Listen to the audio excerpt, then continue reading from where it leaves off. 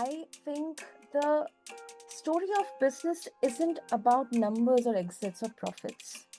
It's about the invisible steps we take to move from where we were told we belong to where we know we are meant to be. Well, welcome back, listeners, to this episode of the BizBlend Podcast. I'm your host, Sana, as always. It's a very special one because today's guest grew up in a middle class environment, but he refused to stay limited by it. Instead, he built not only an insanely connected network, but also a system, part book, part methodology, part startup, that is designed with one big mission. What's that? To make the world a better place. So, this isn't just business, it's purpose woven into practice. So, let's lean in together, listeners, all of us, not just to learn about scaling connections, but to uncover the deeper layers of vision, resilience, and humanity that come with the journey. And listeners, let me introduce my guest, David Homan, to all of you. David, welcome to the show. And I'm really looking forward to this conversation. Thank you, and thank you for weaving in such a beautiful introduction. I'm really pleased to talk with you and hopefully connect with everyone around the reason I do things a little bit differently than others in terms of strategy and connection towards business and impact. Absolutely, absolutely, David.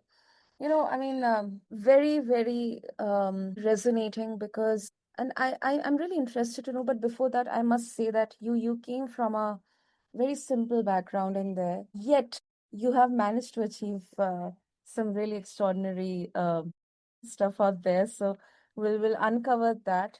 But you can share your origin in there, but also I'm really interested to know, did you have like an exposure to the business or this networking or connection aspect, the skills and the do's and don'ts, or this was something that yourself had to like do everything? So I would say, right, I had two different skill sets, Sana, and if everyone can imagine, right, like I am an average height person, but my dad is tall and my mom is incredibly short.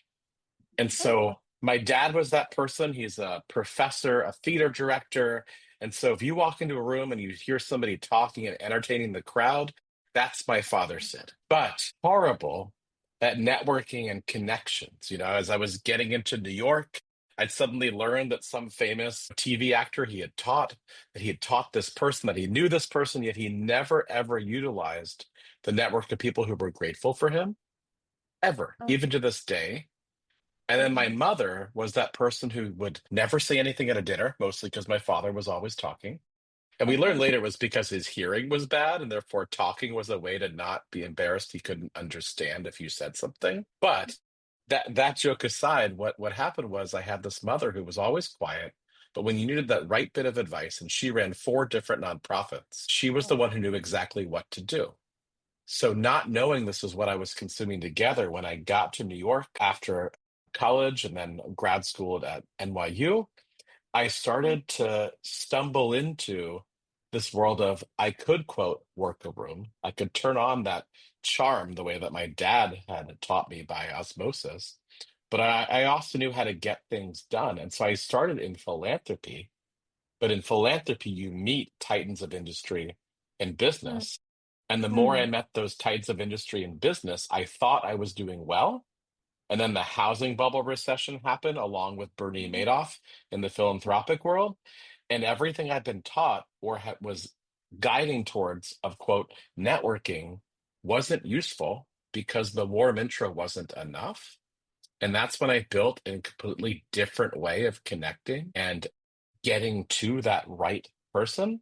And Mm, now, people look at my network, the people that I know have worked with, which are, Hollywood and other celebrities and family office and next gen and CEOs and the rest. And then just, to tie this back to where you are, back mhm. home in India, like one of my friends once, he's like, just, if I can ever help you, my grandfather founded Bollywood. And I paused and I Oh, was like, are you wow. are you kidding me? He's like, yeah, I grew up with every Bollywood celebrity coming to my home, hanging out, engaging with my family because my grandfather had a vision.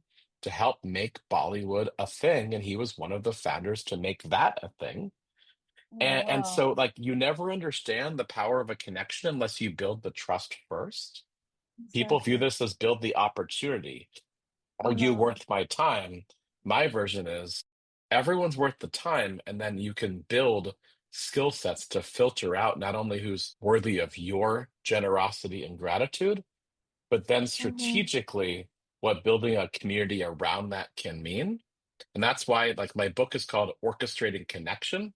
I take my life as a musician and apply that terminology to business to impact the old adage of networking. I run a private community of the same where, like, on a normal day, I get a call from a friend and he's like, I need you to help out another friend. You don't know her. And I go, okay. So I meet this person. We meet actually in Madison Square Park. She's telling me about an incredible film that she's doing. She becomes a friend. That we end up going to a conference together where we're both part of this. And halfway through, she looks at me and she's like, I know we need to connect, but my feet hurt. I'm gonna go get like a pedicure foot rub for 30 minutes. And I say, great. I leave the conference with her. Not the thing you should do at a conference. I go to this honestly average place in New York near it, and I'm sitting Uh-huh. there in conversation with my friend who's also part of the Hinduja family, which in the Oh, world of India is like a how do you meet them? And I'm thinking, well, this is uh-huh. great. And then that friend, she tells me where to go get an incredible foot rub in London where she used to live, and I tell her where to get one in New York. I give this an example because this isn't how you're supposed to network. You're supposed to talk with Exactly. somebody in the instinct space as a major banker and figure out how you can do a deal with them. And instead, I'm thinking, well, man, that foot rub place in London was the best one I've ever been to. Next time I go there for work, I'm going to go back.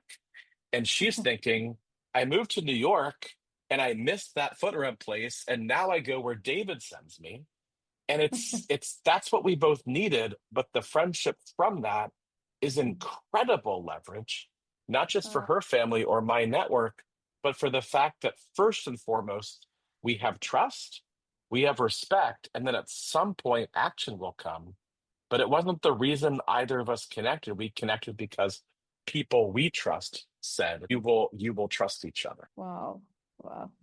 That's really interesting, David. Very, very interesting. Some really interesting names. And of course, I got that. One question comes into my mind, when we are interacting with some huge names out there, we are trying to network with them, uh, especially cultivating that trust. Have you had ever any moment, like where you thought initially, or you realized that you had stepped into circles you never thought you'd reach, like that feeling that I don't belong here, this is not something I'm supposed to be here.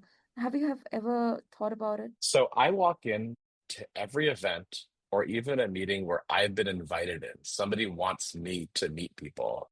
I got the privilege of the invite. And every Okay. time I walk in, I go, how am I here?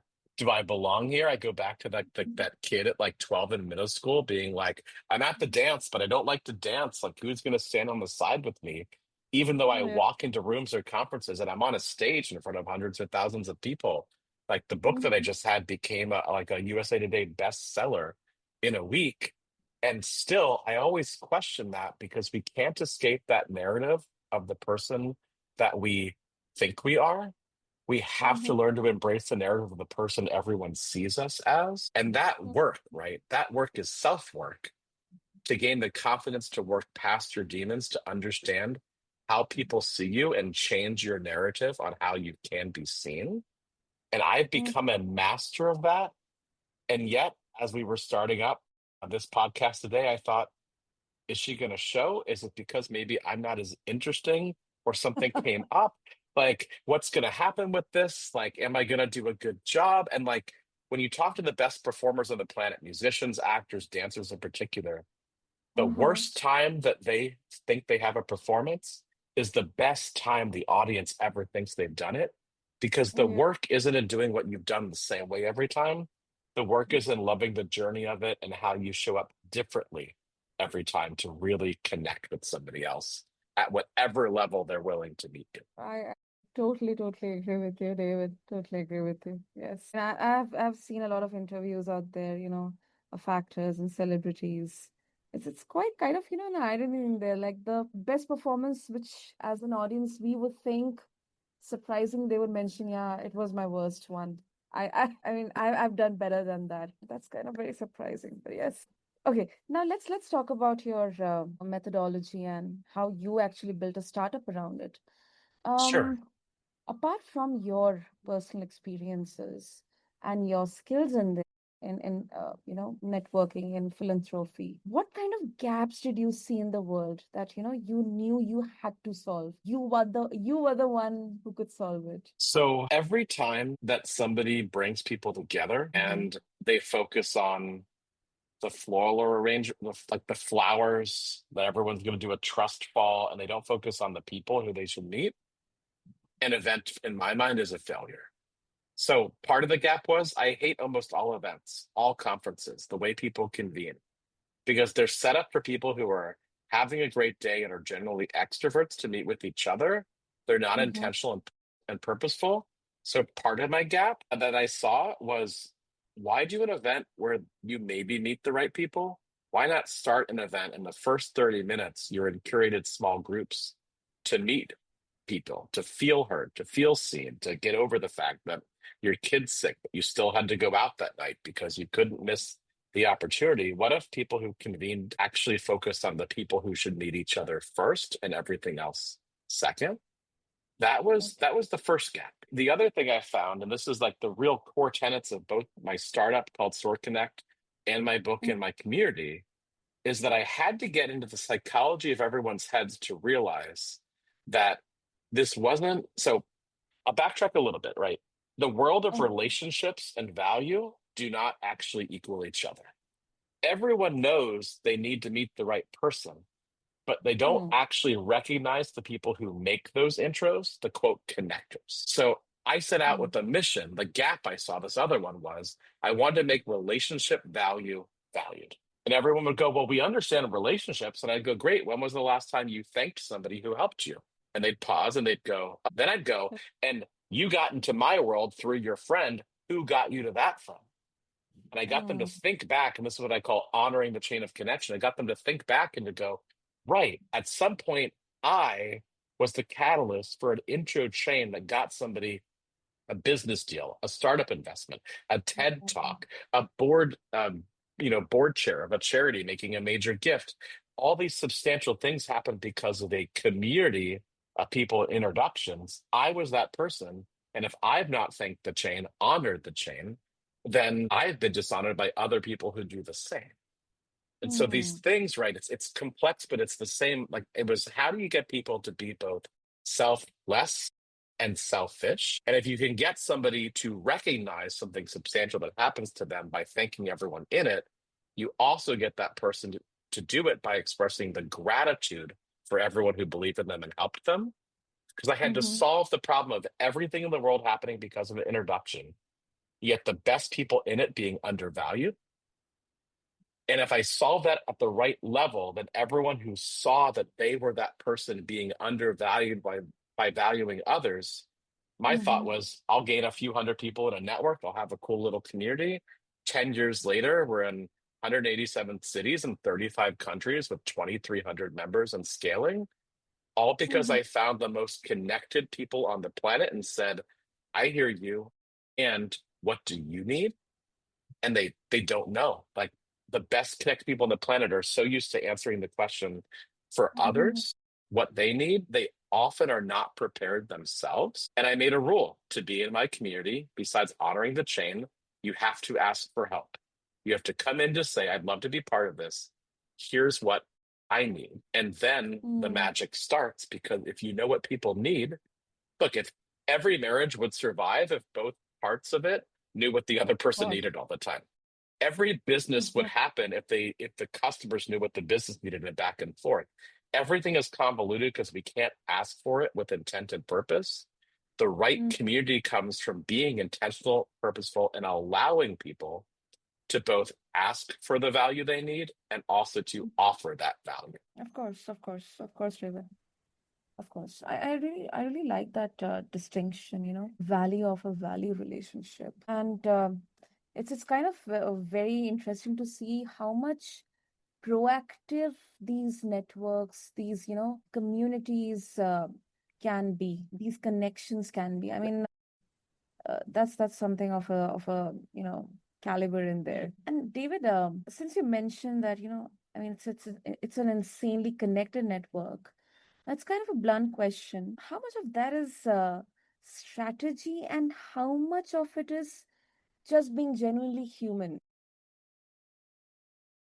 Would you Standing. fault me if I said 100% of both? A purposely So, curated network of people who are impactful, intentional, successful. But I mhm. have no distinguishing factor if their success is in ending child trafficking versus running $1 billion hedge fund versus being an aspiring soccer coach to their friends. If you have a net worth of value of people, then it's not your net worth or your title that defines you, it's the actions that you take. And so the authenticity in my network and the power of it is everyone is vetted for actions they are taking to help others. Some are monumental global figures. Most of the people with that access, because it is a network of connection, but Mhm. no one in it is simply there because who they are is valuable and people should be grateful to talk to them. I have lots of people I've never allowed in my network or I have purged because they think they are God's gift to humanity. And the people who I think are that are the people who humbly go, I'm going back to Rwanda next week. And I go, why? They're like, well, I started doing microfinance with your friend Sasha. And now I'm helping 15 villages and I'm going back to help them more. That person Okay. will get my call every single day. The person who's like, I just got a movie picked up by Netflix, I'll go, great. Maybe I'll watch it. I don't care as much about the success as I care about the action to help other people. I got that. I got that, David. You very, very boldly. I mean, there's a lot of clarity in there, what exactly you need and you are providing. It's about genuine intentions in there. I think that's the kind of moment, people often overlook while chasing titles or deals. To me, it shows that relationships, they aren't just leverage, kind of, what we see, like a sudden phone call or a sudden LinkedIn message, a sudden ping. It's more about how these connections, they can literally rewire our paths. So yeah, that's quite good. It's 100% it. And what I would say to everyone is, right, this is just maybe one sort of finalish comment, right? If we don't spend the time building the relationships, then when we are in our worst times in our life, we can no longer build them. When a business is failing, when family health is taking us away, you can't do it then. You have to do it before it. And in that, right, studying this now for a decade, but really my whole life, like everyone generally has, maybe 5 opportunities in their life, if they were ready, where the right person can make the right intro to change their life, to get them to their first job, to get them investment, to get them into the room they needed to be in. And most people missed those opportunities because they were too much in their own heads, focused on their own needs, as opposed to strategically being Mm-hmm. authentic. And when you can embrace both of those, you end up with more opportunities by virtue of leading with generosity and strategically also asking for what you need. It's a different way to quote orchestrate it, but it's honestly not that hard.